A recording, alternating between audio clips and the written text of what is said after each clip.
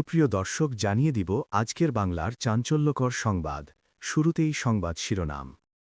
আওয়ামী লীগকে সরাতে $৩২৫ মিলিয়ন বিনিয়োগ করেছিল আমেরিকা, থাকছে প্রতিবেদনে। প্রকাশ্যে পীরকে কুপিয়ে হত্যা, ইউনুস তারেক একই মুদ্রার এপিটোপিট, থাকছে প্রতিবেদনে। পয়লা বৈশাখে সরাসরি ভাষণে দেশবাসীর উদ্দেশ্যে কথা বললেন শেখ হাসিনা, থাকছে প্রতিবেদনে। আওয়ামী লীগের নেতাকর্মীদের মধ্যে নতুন উদ্যম, সংগঠনে গতি ফিরছে, থাকছে প্রতিবেদনে। সময়ের সাথে বাড়ছে আওয়ামী লীগের দেশে ফেরার সম্ভাবনা, রাজনীতিতে আলোচনা, থাকছে প্রতিবেদনে। অর্থ পাচারের অভিযোগে ইউনুসকে ঘিরে নতুন বিতর্ক, থাকছে প্রতিবেদনে। রাজনীতিতে গতি ফিরছে, আওয়ামী লীগের তৎপরতা বৃদ্ধি, থাকছে প্রতিবেদনে। ছাত্রলীগ যুবলীগের ঝড়ো সমাবেশ, রাজপথে বাড়ছে তৎপরতা, থাকছে প্রতিবেদনে। এতক্ষণ শুনছিলেন সংবাদ শিরোনাম, এখন বিস্তারিত। ২০২৪ সালে বাংলাদেশের রাজনৈতিক পটপরিবর্তনের প্রেক্ষাপটে বিদেশি অর্থায়ন নিয়ে নতুন করে আলোচনা শুরু হয়েছে। যুক্তরাষ্ট্র ও যুক্তরাজ্যের বিভিন্ন সংস্থার প্রকাশিত তথ্য, কংগ্রেসের সাক্ষ্য এবং অনুদান ডেটাবেস বিশ্লেষণে দেখা গেছে, গত এক দশকে বাংলাদেশে শাসন ব্যবস্থা, নির্বাচন, যুব উন্নয়ন ও সামাজিক কর্মসূচিতে উল্লেখযোগ্য পরিমাণ অর্থ ব্যয় হয়েছে। মার্কিন সংবাদমাধ্যম সিএসবি নিউজ ইউএসের এক প্রতিবেদনে এ তথ্য জানানো হয়। এতে দাবি করা হয়েছে, বাংলাদেশে নির্বাচিত সরকার পরিবর্তনের লক্ষ্যে ওয়াশিংটন $৩২৫ মিলিয়নেরও বেশি অর্থ ব্যয় করেছে। আমেরিকার সরকারি ওয়েবসাইট foreignassistance.gov এর সাম্প্রতিক তথ্য অনুযায়ী ২০২৪ অর্থবছরে মার্কিন যুক্তরাষ্ট্র বাংলাদেশকে রেকর্ড $৫২৭.৫ মিলিয়ন সহায়তা প্রদান করেছে, যা দেশটির ইতিহাসে সর্বোচ্চ। এর মধ্যে একটি বড় অংশ ব্যয় হয়েছে শাসন ব্যবস্থা ও রাজনৈতিক সংশ্লিষ্ট কর্মসূচিতে। জিহান জেনিফার হাসান নামক এক গবেষকের সংকলিত নথি অনুসারে গত এক দশকে বাংলাদেশে গভর্নেন্স ইন্টারভেনশন বা শাসন ব্যবস্থায় হস্তক্ষেপমূলক কার্যক্রমে অন্তত $৩২.৫ কোটি, প্রায় ৩,৮০০ কোটি টাকা ব্যয় করা হয়েছে। নথিপত্র অনুযায়ী এই তহবিলের বড় একটি অংশ ব্যবহার করেছে ডেমোক্রেসি ইন্টারন্যাশনাল এবং consortium for elections and political process strengthening CEPPS-এর মতো সংস্থাগুলো। Democracy international strengthening political landscape প্রকল্পের আওতায় ২০১৭ থেকে ২০২৫ সাল পর্যন্ত প্রায় $৩ কোটি বরাদ্দ পায়। এই অর্থের মাধ্যমে স্থানীয় এনজিও, সংবাদপত্র এবং বিভিন্ন সামাজিক সংস্থাকে রাজনৈতিক কর্মকাণ্ডে সম্পৃক্ত করা হয়। CEPPS আমার ভোট আমার কার্যক্রমের আওতায় $2.1 কোটি ব্যয় করে, যার মাধ্যমে IRI এবং NDI এর মতো সংস্থাগুলো বাংলাদেশের নির্বাচনী প্রক্রিয়ায় সরাসরি প্রভাব বিস্তার করে। সবচেয়ে চমকপ্রদ তথ্য হল মার্কিন নৌবাহিনীর সংশ্লিষ্টতা। সিঙ্গাপুর ভিত্তিক কোম্পানি NAVSAP আমেরিকার নৌবাহিনীকে সরঞ্জাম সরবরাহ করে। প্রায় এক দশকের ব্যবধানে NAVSAP বাংলাদেশে এমন কিছু প্রোগ্রামের জন্য চুক্তি বা কন্ট্রাক্ট প্রদান করেছে, যেগুলো শিরোনাম ছিল মাদ্রাসা শিক্ষার্থীদের মধ্যে সাম্য প্রচার, ছাত্র নেতৃত্ব উন্নয়ন কর্মশালা, বাংলাদেশ সহিংসতা বিরোধী কর্মসূচি, বাংলাদেশ বিশ্ববিদ্যালয় ছাত্র উগ্রবাদ বিরোধী কর্মসূচি এবং বাংলাদেশের জন্য সোশ্যাল মিডিয়া অ্যানালিটিক্স। এই অর্থ গ্রহণকারী প্রতিষ্ঠানগুলি হল Bangladesh centre for communication programs, Bangladesh youth leadership centre, Anandadhara consultant, expressions limited এবং মেসার্স বিটনিক। সব মিলিয়ে প্রায় $২৭,৭৯,৯০৩ পেয়েছে। স্বতন্ত্রভাবে অঙ্কগুলো খুব বড় না হলেও এই চুক্তিগুলো একটি নির্দিষ্ট প্যাটার্ন বা ধরন তৈরি করে। মার্কিন সেনাবাহিনী বাংলাদেশে যুব সংহতি, উগ্রবাদ বিরোধী বার্তা প্রদান, ছাত্র কর্মশালা এবং সোশ্যাল মিডিয়া অ্যানালিটিক্সে অর্থায়ন করছিল। এই সব কিছুই বেসরকারি সহায়তা চ্যানেলের পরিবর্তে সিঙ্গাপুর ভিত্তিক সরবরাহ প্রতিষ্ঠান NAVSAP-এর মাধ্যমে পরিচালিত হতো। মেসার্স বিটনিকের social media analytics for Bangladesh ২০২১ May থেকে জুলাই ২০২২ পর্যন্ত $৯৯,৪০০ চুক্তিটি বিশেষভাবে উল্লেখযোগ্য। এটি কোনো খাদ্য সহায়তা নয়, এটি কোনো ব্রিজ নির্মাণ প্রকল্পও নয়। এটি মূলত গোয়েন্দা কার্যক্রমের কাছাকাছি পর্যায়ের সামাজিক মাধ্যম পর্যবেক্ষণ, যা মার্কিন নৌবাহিনী এমন একটি দেশে পরিচালনা করেছে যেখানে পরবর্তীতে একটি নির্বাচিত সরকারের পতন ঘটে। কুষ্টিয়ার দৌলতপুর উপজেলায় পবিত্র কোরআন অবমাননার অভিযোগে আব্দুর রহমান ওরফে শামীম নামে এক পীরকে প্রকাশ্যে পিটিয়ে ও কুপিয়ে হত্যা করেছে উত্তেজিত জনতা। শনিবার ১১ এপ্রিল ২০২৬ দুপুরে উপজেলার ফিলিপনগর ইউনিয়নের শামীম বাবার দরবার শরীফে এই নৃশংস হামলার ঘটনা ঘটে। ইউনূসের নেতৃত্বাধীন অন্তর্বর্তী সরকারের আমলে ১৮ মাসে দেশে ১০০টি বেশি মাজারে হামলার ঘটনা ঘটে। গত বছরের ৫ই সেপ্টেম্বর রাজবাড়ী জেলার গোয়ালন্দ উপজেলায় নুরুল হক মোল্লা ওরফে নুরাল পাগলার মাজারে ভাঙচুর ও অগ্নিসংযোগের ঘটনা ঘটে। হামলাকারীরা তার কবর থেকে মরদেহ তুলে আগুনে পুড়িয়ে দেয়। এ ঘটনায় একজন নিহত এবং ১০০ জনের বেশি আহত হয়।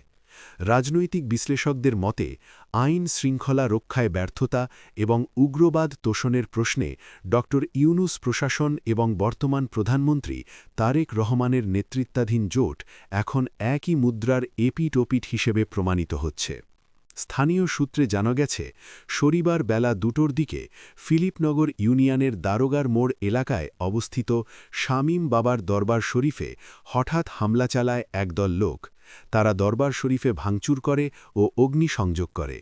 এ সময় পীর শামীম ও তার ৩ সহযোগীকে পিটিয়ে ও কুপিয়ে গুরুতর জখম করা হয়। পরে হাসপাতালে নেওয়া হলে চিকিৎসক শামীমকে মৃত ঘোষণা করেন। কুষ্টিয়ার পুলিশ সুপার মোহাম্মদ জাসিমউদ্দিন জানান, পীর শামীমের একটি পুরনো ভিডিও নতুন করে সামাজিক যোগাযোগ মাধ্যমে ছড়িয়ে পড়লে উত্তেজনা সৃষ্টি হয়। পুলিশ ঘটনাস্থলে থাকলেও উত্তেজিত জনতার তুলনায় সংখ্যায় কম হওয়ায় পরিস্থিতি নিয়ন্ত্রণে ব্যর্থ হয়। মাকাম সেন্টার ফর সুফি হেরিটেজের গবেষণা অনুযায়ী ২০২৪ সালের ৫ই আগস্ট থেকে ২০২৫ সালের ৩১শে ডিসেম্বর পর্যন্ত দেশ জুড়ে অন্তত ৯৭টি মাজারে হামলা ও ভাঙচুর চালানো হয়েছে। এসব ঘটনায় ৩ জন নিহত এবং ৪৬৮ জন আহত হয়েছেন। কিন্তু এর বিপরীতে বিচারের হার হতাশাজনক। পরিসংখ্যান বলছে ৯৭টি হামলার বিপরীতে মামলা হয়েছে মাত্র ১১টি। ১০টি মামলার তদন্তে কোনো অগ্রগতি নেই। কুমিল্লা, নরসিংদী ও ঢাকায় সবচেয়ে বেশি হামলা হয়েছে। বুলডোজার ব্যবহার করে অন্তত ৬টি মাজার গুড়িয়ে দেওয়া হয়েছে। পয়লা বৈশাখে সরাসরি ভাষণে দেশবাসীর উদ্দেশ্যে কথা বললেন শেখ হাসিনা। বাংলা নববর্ষ পয়লা বৈশাখ উপলক্ষে দেশবাসীর উদ্দেশ্যে সরাসরি ভাষণ দিয়েছেন আওয়ামী লীগ সভাপতি ও সাবেক প্রধানমন্ত্রী শেখ হাসিনা। উৎসবমুখর এই দিনে দেওয়া তার বক্তব্যে উঠে এসেছে ঐক্য, অসাম্প্রদায়িকতা ও উন্নয়নের বার্তা। ভাষণে শেখ হাসিনা বলেন, পয়লা বৈশাখ বাঙালির চিরায়ত সংস্কৃতি ও ঐতিহ্যের প্রতীক। ধর্ম-বর্ণ নির্বিশেষে সবাইকে এক সুতোয় বাঁধার শক্তি রয়েছে এই উৎসবের মধ্যে। তিনি আশা প্রকাশ করেন, নতুন বছর দেশবাসীর জীবনে শান্তি, সমৃদ্ধি ও অগ্রগতির নতুন দিগন্ত উন্মোচন করবে। তিনি আরও বলেন, দেশের উন্নয়ন ও স্থিতিশীলতা ধরে রাখতে সবাইকে সম্মিলিতভাবে কাজ করতে হবে। বিভেদ নয়, ঐক্যের মাধ্যমেই একটি শক্তিশালী ও সমৃদ্ধ বাংলাদেশ গড়ে তোলা সম্ভব বলে তিনি উল্লেখ করেন। রাজনৈতিক প্রসঙ্গেও ইঙ্গিত দিয়ে তিনি বলেন, গণতান্ত্রিক চর্চা অব্যাহত রাখতে এবং জনগণের অধিকার রক্ষায় সবাইকে সচেতন থাকতে হবে। একই সঙ্গে যে কোনো ধরনের সহিংসতা ও অস্থিতিশীলতা পরিহারের আহ্বান জানান তিনি। এদিকে পয়লা বৈশাখ উপলক্ষে রাজধানীসহ সারা দেশে নানা আয়োজনে উদযাপিত হচ্ছে বাংলা নববর্ষ। মঙ্গল শোভাযাত্রা, সাংস্কৃতিক অনুষ্ঠান এবং গ্রামীণ মেলার মধ্যে দিয়ে উৎসবটি পালন করছেন বিভিন্ন শ্রেণী পেশার মানুষ। শেখ হাসিনার এই সরাসরি ভাষণকে কেন্দ্র করে রাজনৈতিক অঙ্গনেও আলোচনা তৈরি হয়েছে। বিশ্লেষকরা বলছেন, সাংস্কৃতিক বার্তার পাশাপাশি এতে রাজনৈতিক দিক নির্দেশনার ইঙ্গিত রয়েছে। সব মিলিয়ে পয়লা বৈশাখে শেখ হাসিনার এই ভাষণ দেশবাসীর জন্য নতুন বছরের শুভেচ্ছা ও দিক নির্দেশনার বার্তা হিসেবে বিবেচিত হচ্ছে। আওয়ামী লীগের নেতাকর্মীদের মধ্যে নতুন উদ্যম, সংগঠনে গতি। দেশের রাজনৈতিক অঙ্গনে নতুন করে সক্রিয়তার ইঙ্গিত দিচ্ছে আওয়ামী লীগ। সাম্প্রতিক সময়ে দলটির নেতাকর্মীদের মধ্যে দেখা দিয়েছে নতুন উদ্যম, যার ফলে সংগঠনের কার্যক্রমেও গতি ফিরে এসেছে বলে মনে করছেন সংশ্লিষ্টরা। দলীয় সূত্রে জানা গেছে, কেন্দ্রীয় নির্দেশনার পর সারা দেশে সাংগঠনিক কার্যক্রম জোরদার করা হয়েছে। জেলা, উপজেলা ও মহানগর পর্যায়ে ধারাবাহিক সভা, মতবিনিময় এবং কর্মী সমাবেশ অনুষ্ঠিত হচ্ছে। এসব কর্মসূচিতে নেতারা সংগঠনকে আরও শক্তিশালী ও সুসংগঠিত করার ওপর গুরুত্বারোপ করছেন। তৃণমূল পর্যায়ে নেতাকর্মীদের মধ্যে উৎসাহ ও উদ্দীপনা লক্ষ্য করা যাচ্ছে। অনেকেই বলছেন, দীর্ঘ সময় পর আবারও সক্রিয়ভাবে মাঠে কাজ করার সুযোগ তৈরি হয়েছে। এতে করে দলীয় যোগাযোগ ও সমন্বয়ও বাড়ছে। আওয়ামী লীগের নেতারা বলছেন, বর্তমান রাজনৈতিক পরিস্থিতিতে জনগণের সঙ্গে সরাসরি সম্পৃক্ত থাকা এবং উন্নয়ন কর্মকাণ্ড তুলে ধরা জরুরি। তাদের মতে, সংগঠনের ভেতরে এই নতুন উদ্যম ভবিষ্যতের রাজনৈতিক চ্যালেঞ্জ মোকাবিলায় সহায়ক হবে। অন্যদিকে বিরোধী রাজনৈতিক দলগুলো এই তৎপরতাকে রাজনৈতিক কৌশল হিসেবে দেখছে। তাদের দাবি, এটি মূলত নিজেদের সাংগঠনিক অবস্থান শক্তিশালী করার একটি প্রচেষ্টা। তবে আওয়ামী লীগের পক্ষ থেকে বলা হচ্ছে, তাদের কার্যক্রম সম্পূর্ণ গণতান্ত্রিক ও নিয়মতান্ত্রিক। রাজনৈতিক বিশ্লেষকদের মতে, একটি বড় রাজনৈতিক দলের ভেতরে নতুন উদ্যম সৃষ্টি হলে তা সামগ্রিক রাজনৈতিক পরিবেশেও প্রভাব ফেলে। এতে রাজনৈতিক প্রতিযোগিতা যেমন বাড়ে, তেমনি নতুন সমীকরণও তৈরি হতে পারে। এদিকে আইন-শৃঙ্খলা রক্ষাকারী বাহিনী পরিস্থিতির ওপর নজর রাখছে।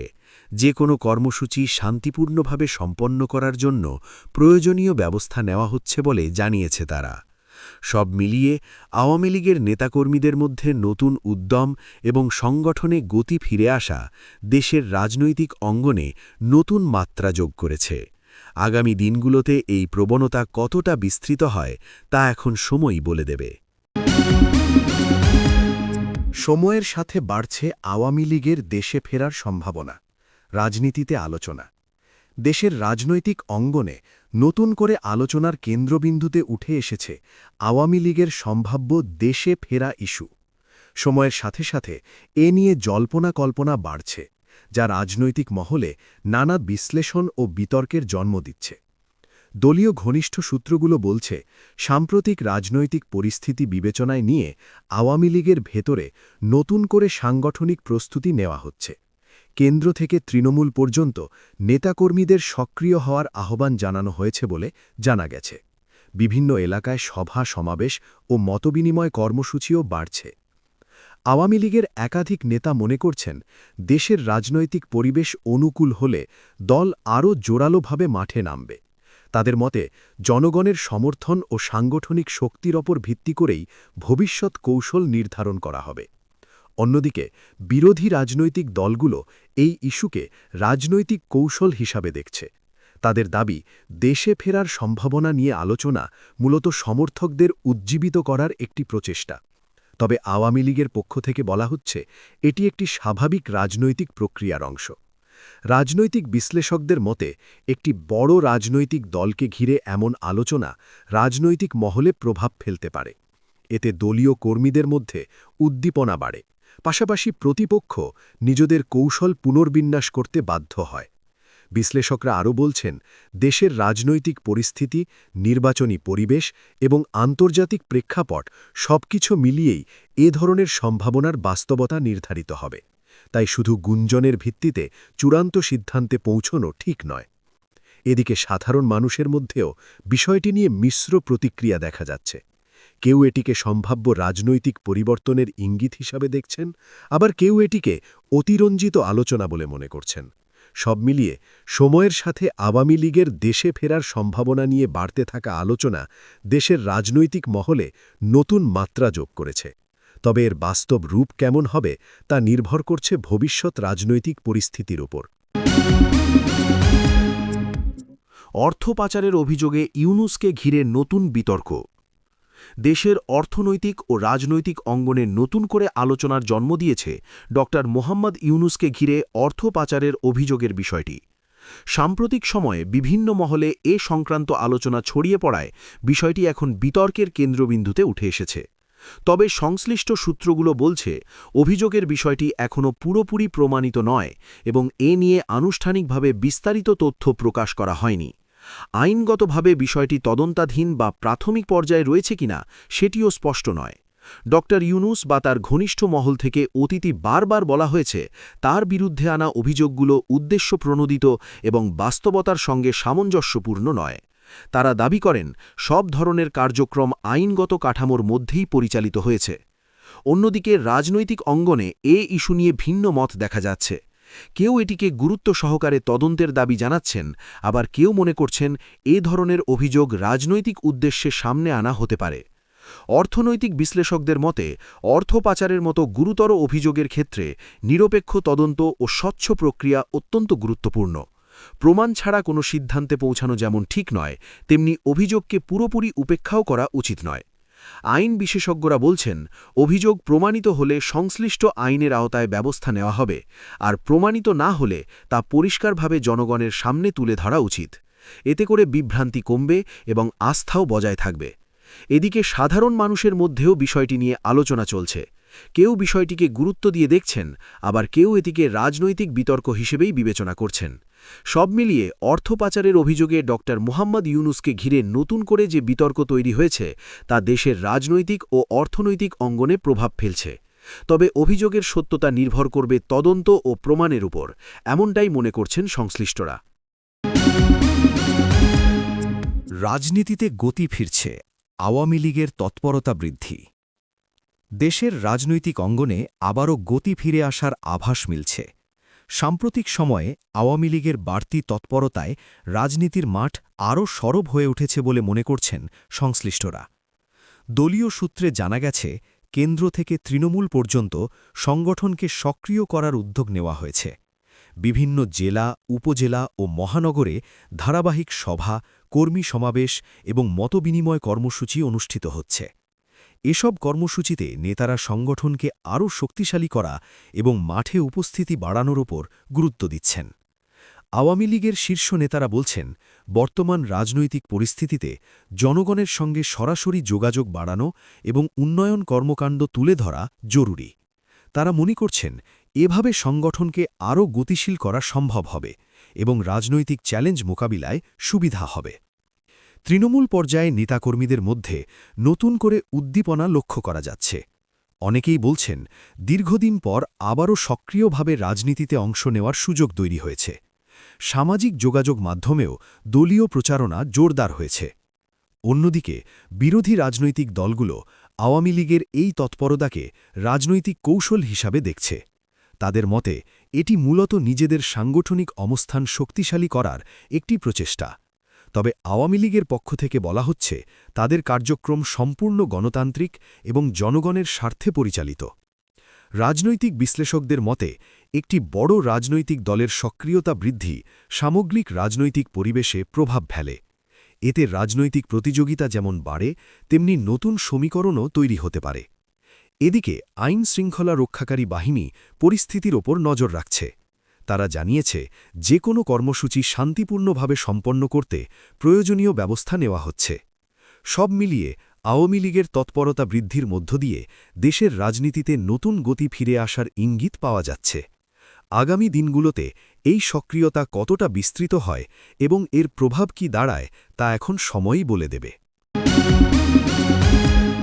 ছাত্রলীগ ও যুবলীগের ঝড়ো সমাবেশ, রাজপথে বাড়ছে তৎপরতা। দেশের রাজনৈতিক অঙ্গনে নতুন করে সরব হয়ে উঠেছে ছাত্রলীগ ও যুবলীগের তৎপরতা।